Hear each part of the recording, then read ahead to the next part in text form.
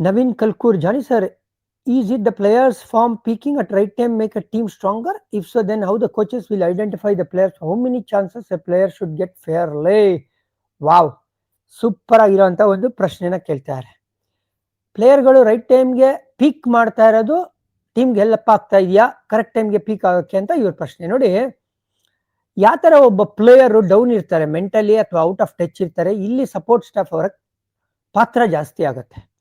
ಈಗ ಒಬ್ಬ ಪ್ಲೇಯರ್ದು skill set ಮೇಲೆ ಮತ್ತೆ ಅವರ ಅಪ್ರೋಚ್ ಮೇಲೆ ನಿಮಗೆ ಭರವಸೆ ಇದೆ ಅಂತ ಹೇಳಿದ್ರೆ, ಅವ್ರು ಫೇಲ್ ಆದ್ರೂ ಕೂಡ ಅವ್ರನ್ನ ನೀವು ಬ್ಯಾಕ್ ಮಾಡಿದ್ರೆ ಅವ್ರು ಈ ತರ ಡೆಲಿವರ್ ಮಾಡೋ ಸಾಧ್ಯತೆ ಇದೆ. ನೋಡಿ, ಈಗ ಸುಮ್ಮನೆ KKR ಉದಾಹರಣೆ ತಗೊಂಡ್ಬಿಡೋಣ.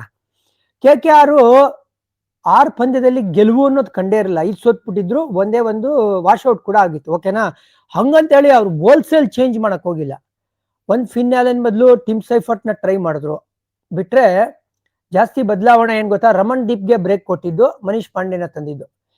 ಇವರು DC ತರ ಇರೋ ಬರೋ ಪ್ಲೇಯರ್ಸ್ಗಳಿಗೆಲ್ಲ ಚಾನ್ಸ್ ಕೊಡ್ತಾ ಇದ್ರು, ಆ ತರ ಇಲ್ಲ. ರಿಂಕುನ ಯಾವ ತರ ಬ್ಯಾಕ್ ಮಾಡಿದ್ರು ನೋಡಿ. ರಿಂಕು ಸಿಂಗ್ ಇನಿಷಿಯಲಿ ಕಳೆದೋಗ್ಬಿಟ್ಟಿದ್ದಾರೆ, ಇವ್ರನ್ನ ಆಡಿಸ್ಲೇಬಾರ್ದು ಅಂತ ಹೇಳಿದ್ರು ಕೂಡ ಇಲ್ಲ, ಇವರು ಡೆಲಿವರ್ ಮಾಡ್ತಾರೆ ಇವತ್ತಲ್ಲ ನಾಳೆ ಅಂತ ಹೇಳಿ ಅವ್ರನ್ನ ಕಂಟಿನ್ಯೂ ಮಾಡಿರೋದು.